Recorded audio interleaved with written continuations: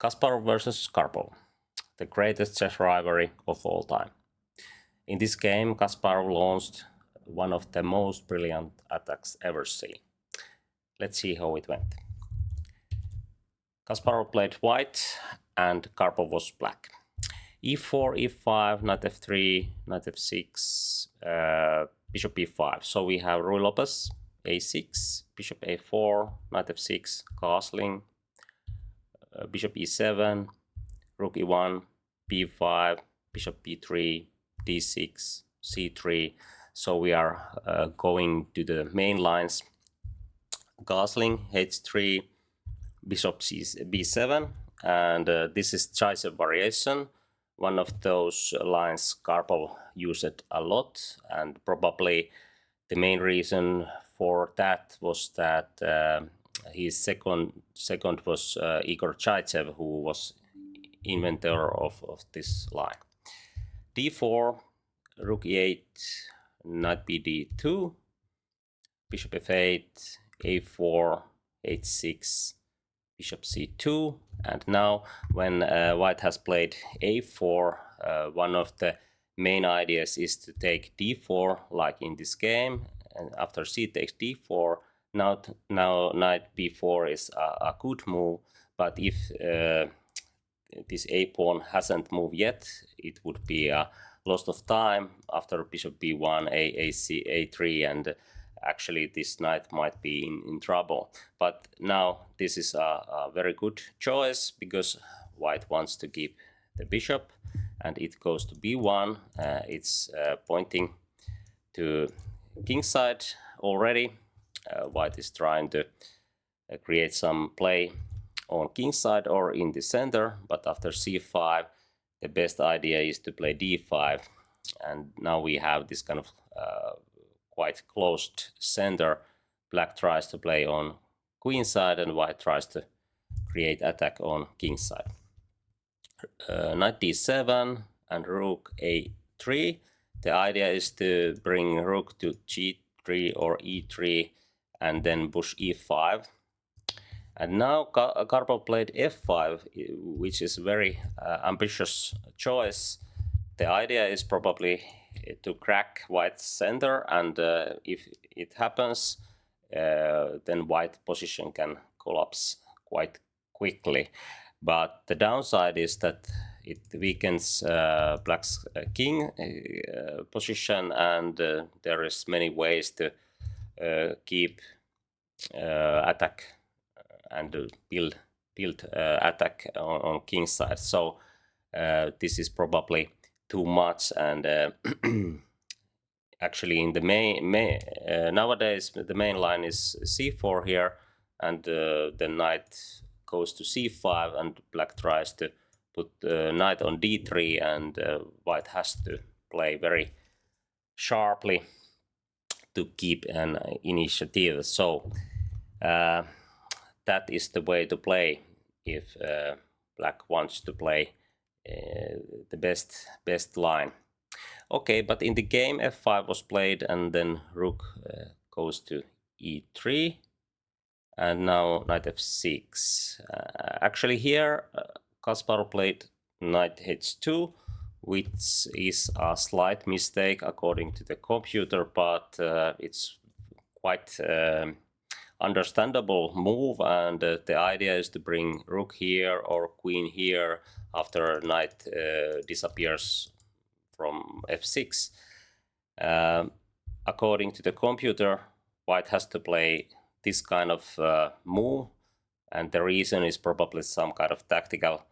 After taking here, probably knight can take d5 and hit the rook if it's on e3.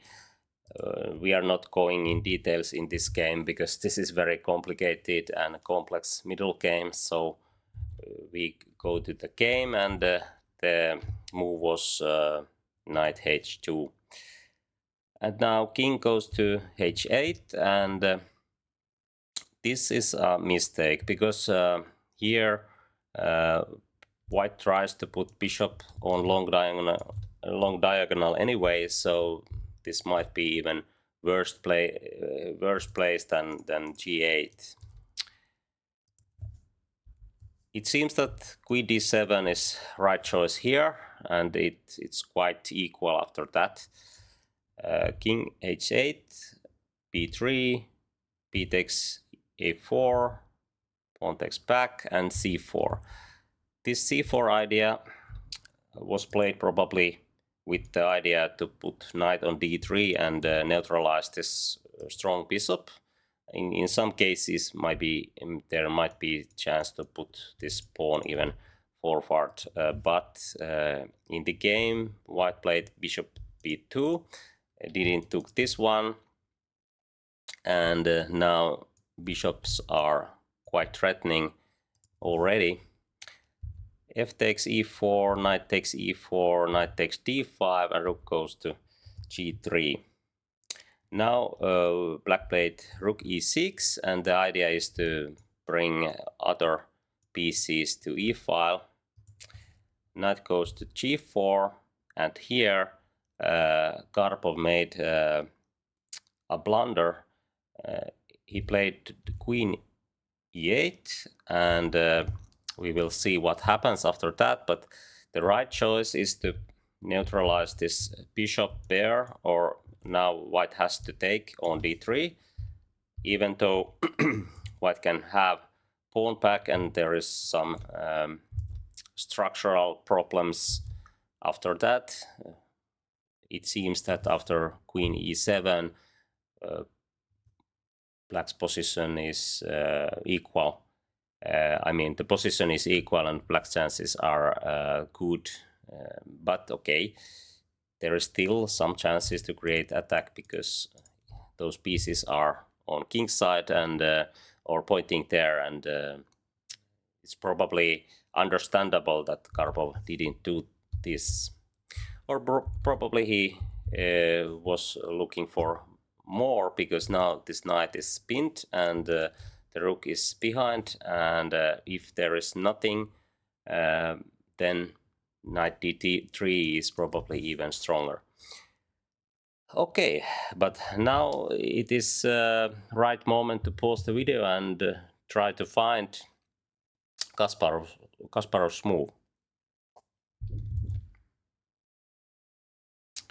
Here Kasparov started with knight h6, and this sacrifice is part of strong attack, which will be a very unique kind of attack. Every piece are joining, and now pawn cannot take here.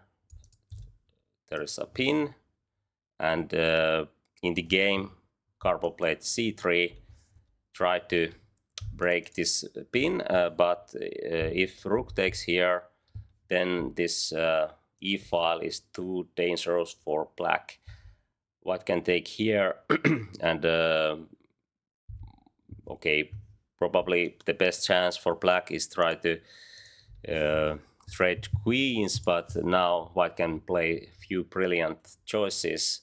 I like this one because rook g5 is very nice move. If queen takes here, knight can jump here, and there's a fork, so black has to take here, but now there's in between moves like this, and after king goes to h8, white can take here. Even white seems to be in trouble now. White can play check, king goes to g8, and then bishop g6. And the idea is that now there is a checkmate idea, and there is nothing black can do. Okay. In the game, c3 was played, and now knight f5, c takes b2, queen g4, bishop c8, and now queen goes to h4. Rook goes to h6, and now this pin seems quite problematic, but okay, white can just take the rook, and after pawn takes back, now we see quiet, brilliant choice by Kasparov. king h2, and now this knight is free to jump somewhere. For example, this is already threat because this rook is untouchable. There is checkmate, and we will see that this bishop is very useful in Ruy Lopez again. Okay, queen goes to e5, and now knight jump to g5. And now this rook cannot be taken, so queen f6, but this rook joins the attack, and now every piece is attacking, and black's piece play is not coordinated, so this is a good example what is piece play and how to use it. Okay, bishop f5, and again, if you want to find Kasparov's great move, you can pause the video and start it when you are ready. Here there is many ways to win this, but probably the most brilliant is the queen sacrifice with queen takes h6. And now after queen takes h6, knight f7, king h7, and then bishop takes f5. And now there is nothing else that black can do. Have to put queen between, and I remember that I have seen or hear Kasparov's interview or something where he said that this is the only point in the game where he has small regrets that he could take this with rook, and now whenever rook goes, there is checkmate by discovery attack. Even knight jumps here, white can take it and then do the same idea. But okay, this is still winning, and king goes to g7, rook takes rook, bishop e7, and the end is near. Rook b8, a5, bishop e4, and the idea is to take this strong pawn. Taking here, black has to take, and rook takes b pawn. King takes f7, and after bishop takes d5, black resigned because well, if knight takes here, pawn will drop, and then it's easy win for white. Okay, that was the end of this brilliant game, and I hope you enjoyed this one. Thanks for watching.